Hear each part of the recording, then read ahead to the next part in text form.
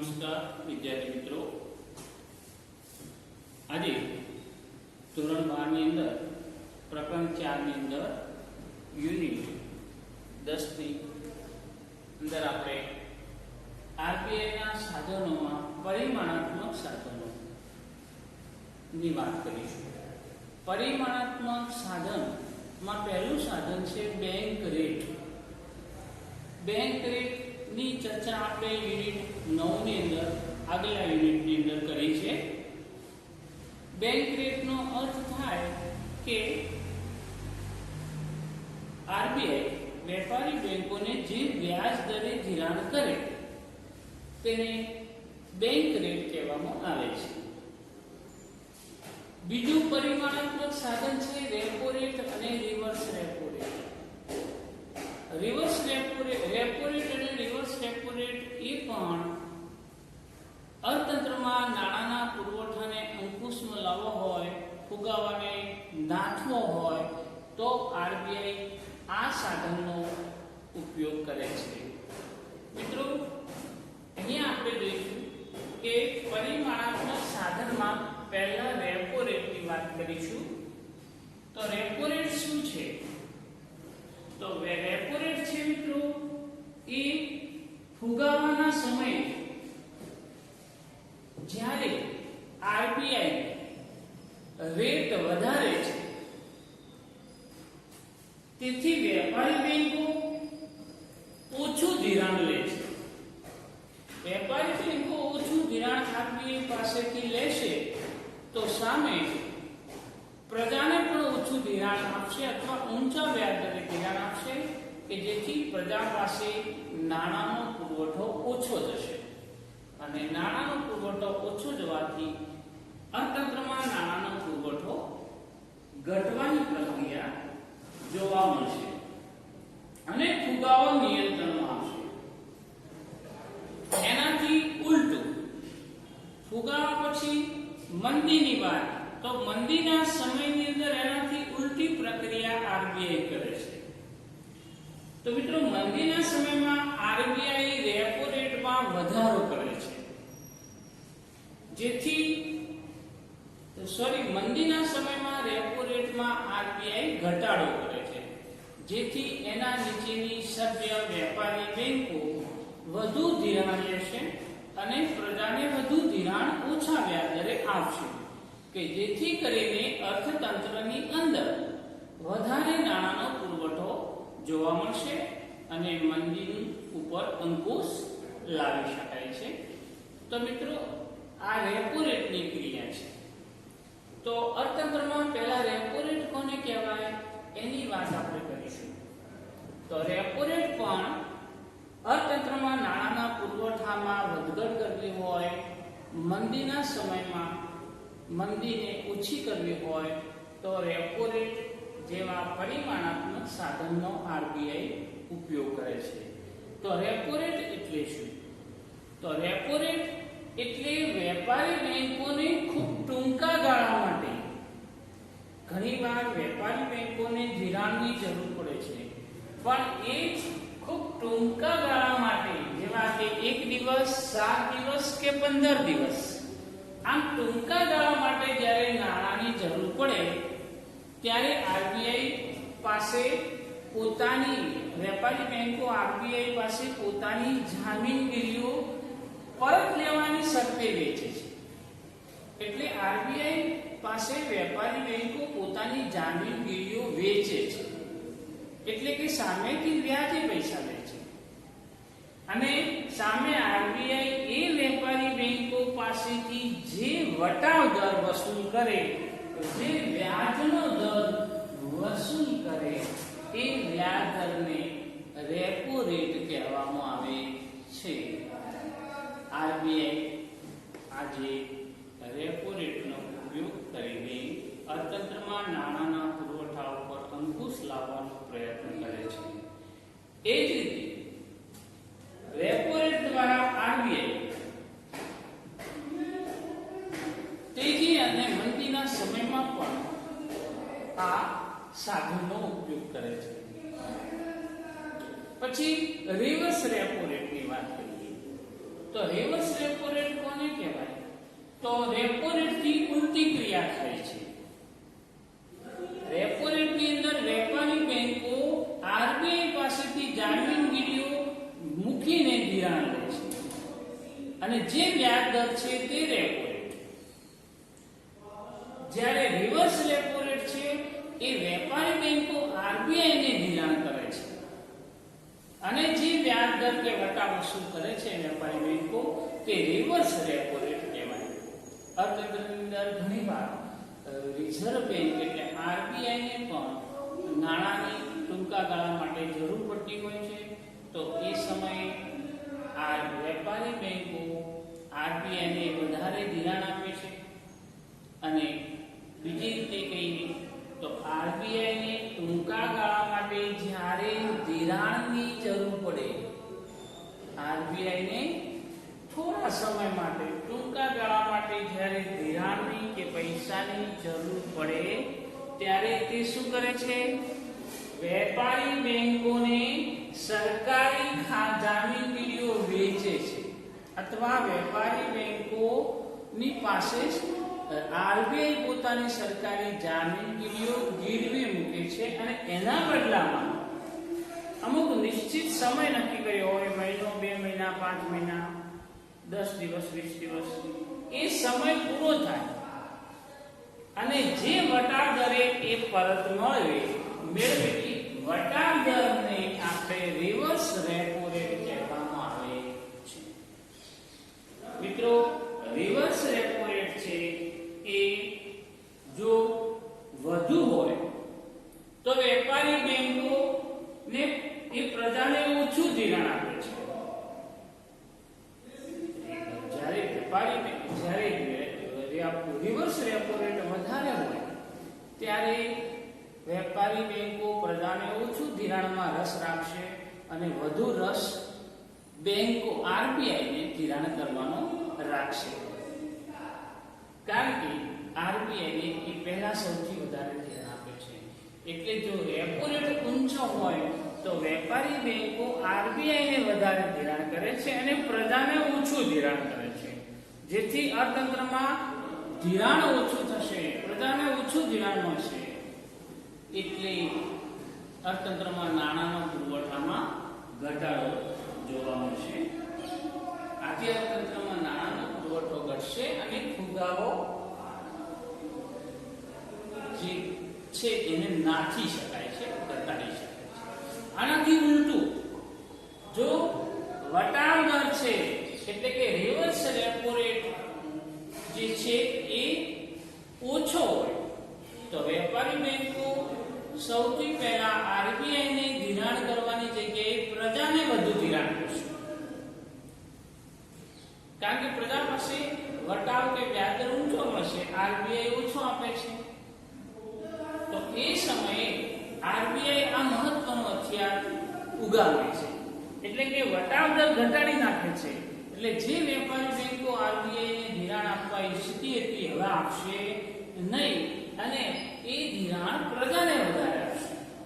પ્રજાને વધારે આપશે એટલે અર્થતંત્રમાં નાણાંમાં ધિરાણ વધવાથી પુરવઠો વધશે અને પુરવઠો જે વધશે એના કારણે અર્થતંત્રની અંદર જે મંદીનો માહોલ હોય એ કઈ અંશે ઓછો થઈ શકે છે, ઘટાડી શકાય છે. તો મિત્રો, આ તે ફુગાવાની સ્થિતિ હોય કે મંદીની સ્થિતિ હોય, આરબીઆઈ ને વેપારી બેંકો રેપો રેટ અને રિવર્સ રેપો રેટના હથિયારો દ્વારા અર્થતંત્રમાં નાણાંનો પુરવઠો ઘટાડવા માટે સહયોગ રીતે પ્રયત્ન કરે છે.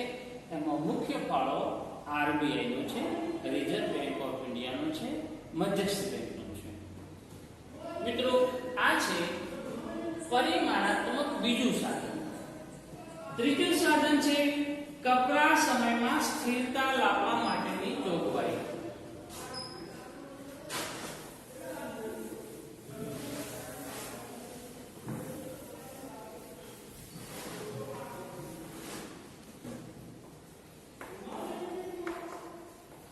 કપરા સમયમાં સ્થિરતા લાવવાની જોગવાઈ. આ મહત્વનું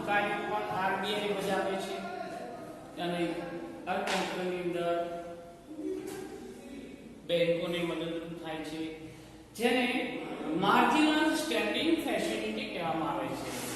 marginal standing facility MSF. Marginal standing facility એટલે કપરા સમયમાં સ્થિરતા જળવાય આ કાર્ય આરબીઆઈ કરે છે. આ એનું પરિમાણાત્મક ત્રીજું સાધન છે કે જ્યારે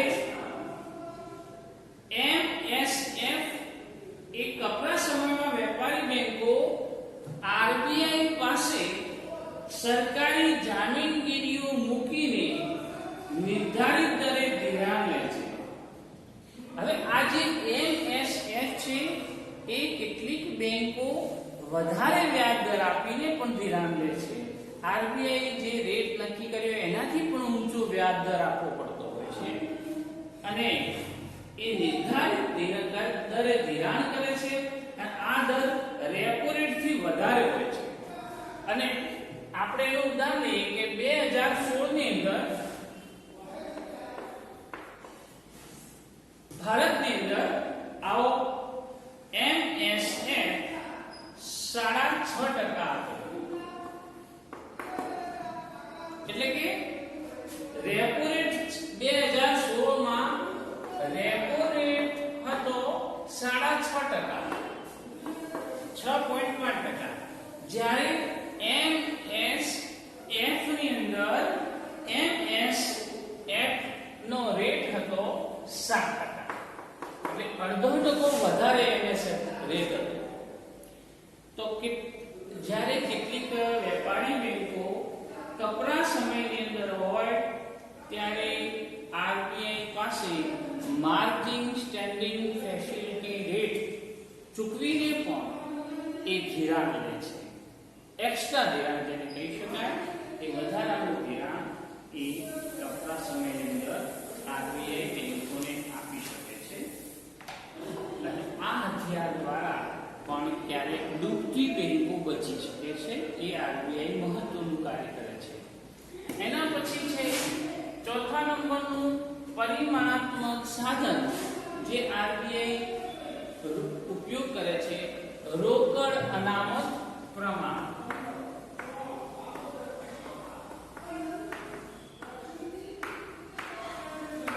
રોકડ અનામત પ્રમાણને આપણે કેશ રિઝર્વ રેશિયો CRR પણ કહેવાય છે.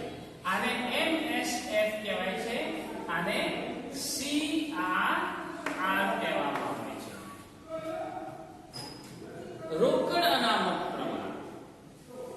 હવે વેપારી બેંકો એમની થાપણોના જેટલા ટકા રકમ આરબીઆઈ માં રોકડ અનામત તરીકે મૂકવી પડે એ પ્રમાણને રોકડ અનામત પ્રમાણ કહેવામાં આવે છે, જેને CRR એટલે કે કેશ રિઝર્વ રેશિયો કહેવામાં આવે છે. વેપારી બેંકો એમની થાપણમાં જેટલા ટકા રકમ આરબીઆઈ માં રોકડ અનામત રાખવી પડે. હવે આ રોકડ અનામત પ્રમાણ જેટલું બેંકોની અંદર વધારે હોય એટલું વધારે શાખ સર્જન કરશે અને વધારે નફો પ્રાપ્ત કરશે. એટલે અર્થતંત્રમાં નાણાંનો પુરવઠો વધી જાય અને ફૂગાવો આવે છે. આરબીઆઈ આ ફુગાવાને નાથવા માટે રોકડ અનામત પ્રમાણમાં વધઘટ કરે છે. ફુગાવાનો સમય જ્યારે અર્થતંત્રમાં આવે ત્યારે આરબીઆઈ આ CRR એટલે રોકડ અનામત પ્રમાણમાં વધારો કરે છે. તેથી બેંકો તેટલા પ્રમાણમાં શાખ સર્જન ઓછું કરશે. શાખ સર્જન ઓછું કરશે તો પછી એ પ્રજાને ઓછું ધિરાણ આપશે અને નાણાંનો પુરવઠો અર્થતંત્રમાં ઘટશે અને ફુગાવો અંકુશિત આવશે. એનાથી ઉલટું ક્યારેક RBI reserve bank of India CRR માં મંદીનો સમય હોય તો એ સમયે આનાથી ઉલટી પ્રક્રિયા કરતી હોય છે. આઝાદી પછી શરૂઆતમાં આ પ્રમાણ ચાલુ ખાતાની થાપણોના 5% અને લાંબા ગાળાની ચાલુ ખાતાની થાપણો પર 5% CRR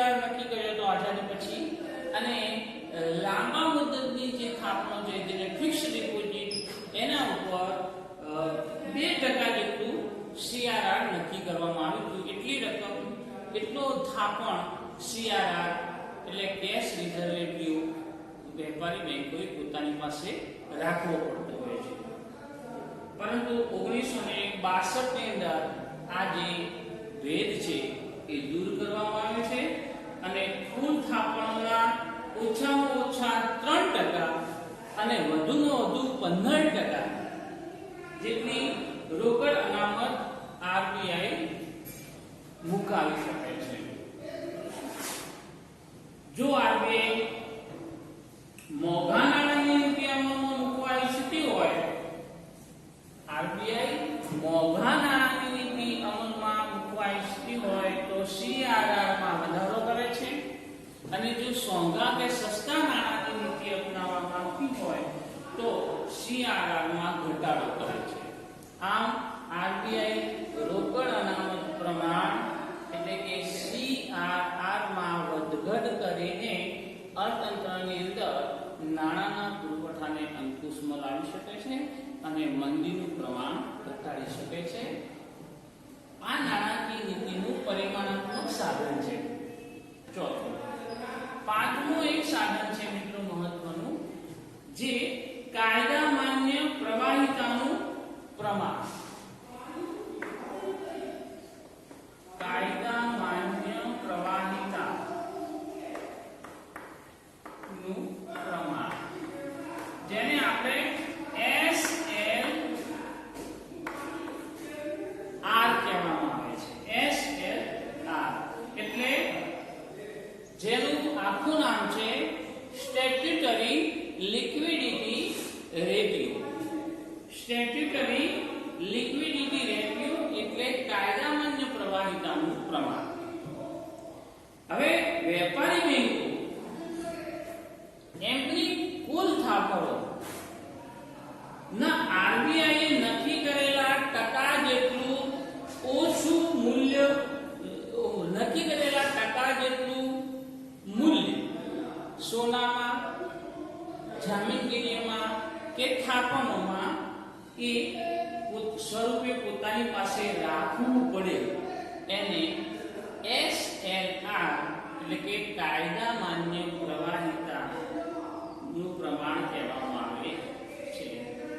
બીજી રીતે કહીએ તો બેન્કિંગ રેગ્યુલેશન એક્ટ પ્રમાણે દરેક વેપારી બેંકે સીઆરઆર ઉપરાંત એટલે કે સીઆરઆર આ ઉપરાંત પોતાની થાપણોના આરબીઆઈ નક્કી કરેલા ટકા જેટલું રોકડ, પછી સોનું અને સરકારી જામીનગીરીઓ સ્વરૂપે રાખવું પડે તેને કાયદા માન્ય પ્રવાહિતાનું પ્રમાણ એટલે કે SLR કહેવામાં આવે છે. હવે આનાથી શું થશે? ભારતની અંદર હાલમાં કાયદા માન્ય પ્રવાહિતાનું પ્રમાણ લગભગ 25% છે. કેટલા ટકા? 25%. કાયદા માન્ય પ્રવાહિતાનું પ્રમાણ ભારતની અંદર આજે 25% નક્કી કરાયું છે. આ સીઆરઆર નો હેતુ શું છે? આ SLR નો હેતુ શું છે? તો આપણે જોઈએ કે સીઆરઆર નો જે હેતુ છે એનાથી એ હેતુ વિશાળ છે.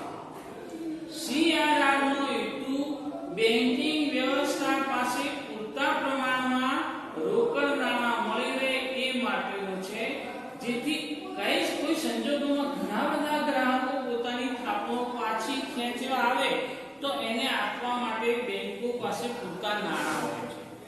પરંતુ SLR શું છે? તો SLR ઊંચું હોય એટલે કે SLR ઊંચું હોય તો બેંકોની થાપણનું પ્રમાણ સરકારી જામીનગીરીઓમાં વધારે રોકાય છે, જે રાજ્યના ખર્ચને પૂરો પાડવામાં વપરાય છે. મિત્રો, કેટલું પ્રમાણ રોકડ અને સોનામાં રહે છે? આ SLR વધુ હોય તો પ્રજાને એટલા પ્રમાણમાં ઓછું ધિરાણ મળે છે અને જો SLR નીચું હોય તો પ્રજાને વધારે ધિરાણ મળતું હોય એવી સ્થિતિ સર્જાય છે. તો મિત્રો, આજે આ SLR છે, કાયદામાન્ય પ્રમાણિકતાનું પ્રમાણ, એ પણ RBI નું પરિમાણાત્મક સાધન છે, હથિયાર છે. એના પછી ખુલ્લા બજારના કાર્યો પણ RBI બજાવે છે.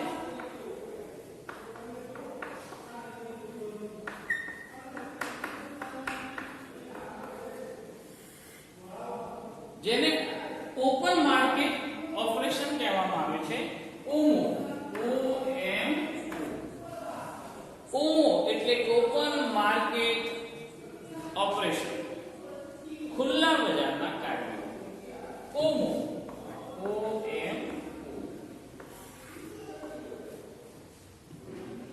તો મિત્રો RBI ખુલ્લા બજારમાં સરકારી જામીનગીરીનું ખરીદ વેચાણ કરીને નાણાંના પુરવઠાનું નિયમન કરે છે. RBI જ્યારે સરકારી જામીનગીરીઓ વેચે છે ત્યારે અર્થતંત્રમાં નાણાંનો પુરવઠો ઘટે છે અને જામીનગીરીઓ ખરીદે છે ત્યારે નાણાંનો પુરવઠો વધે છે. એ દેખીતી વસ્તુ છે. એટલે RBI ફુગાવો કે મંદીનું નિયમન કરવા માટે આ સાધનનો વધુ ઉપયોગ કરે છે. આ નીતિથી નાણાંના પુરવઠા ઉપર પ્રત્યક્ષ અસર પડતી હોય છે. ખાસ કરીને 1991 પહેલા આ સાધનનો ઉપયોગ નહોતો થતો, પણ 91 આર્થિક સુધારા પછી ઓમોનો વધારે RBI ઉપયોગ કરે છે અને જેથી કરીને ફુગાવો અને મંદીના સમયે આ ખુલ્લા બજારના કાર્યો RBI કરીને દેશની અંદર ફુગાવાને નાણાંના પુરવઠા પર કરી શકે છે. અને છેલ્લે સાધન છે સ્ટરીલાઇઝેશનની નીતિ.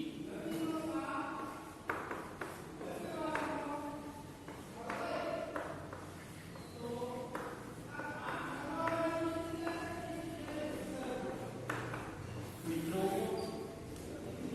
આજે સ્ટરીલાઇઝેશન છે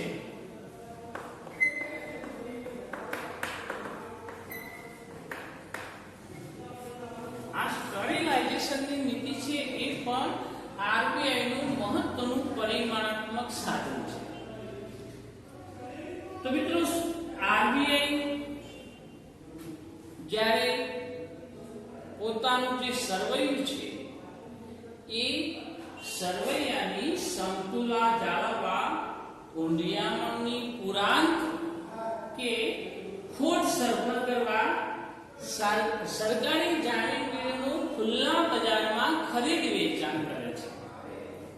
તેને સ્ટરીલાઇઝેશનની નીતિ કહેવામાં આવે છે. ફરી સ્ટરીલાઇઝેશનની નીતિ અથવા સ્ટરીલાઇઝેશન કોને કહેવાય? તો સ્ટરીલાઇઝેશન એટલે RBI પોતાના સરવૈયાની સમતુલા જાળવવા માટે ઊંડિયામણની પુરાંત અને ખાદ્ય એટલે કે ખોટ સરભર કરવા સરકારી જામીનગીરીનું જે ખરીદ વેચાણ કરે છે, ખોટ અથવા પુરાંતને સરભર કરવા માટે જે સ્ટરીલાઇઝેશનની નીતિ અપનાવે છે, જે સરકારી જામીનગીરીનું ખરીદ વેચાણ કરે છે, તેને સ્ટરીલાઇઝેશન કહેવામાં આવે છે. મિત્રો આજે સામાન્ય રીતે દેશમાંથી વધુ પ્રમાણની અંદર ઊંડિયામણ વિદેશમાં જાય, દેશની બહાર જાય કે વિદેશી ઊંડિયામણ જ્યારે વધુ પડતો આપણા દેશમાં આવે છે ત્યારે RBI નું સરવૈયું ખોરવાય છે. ખાતામાં ઊંડિયામણના ખાતામાં વધઘટ થાય અને સરવૈયું ખોરવાય. એટલે આ સ્થિતિને નિયંત્રિત કરવા માટે RBI સ્ટરીલાઇઝેશનની નીતિનો ઉપયોગ કરે છે. સરકારી જામીનગીરીઓનું ખરીદ વેચાણ કરીને સરવૈયાને સંતોષ કરવાનો પ્રયત્ન કરે છે. જેટલા પ્રમાણમાં ઊંડિયામણમાં વધારો થયો હોય અથવા પુરાંત થયું હોય તેટલા પ્રમાણમાં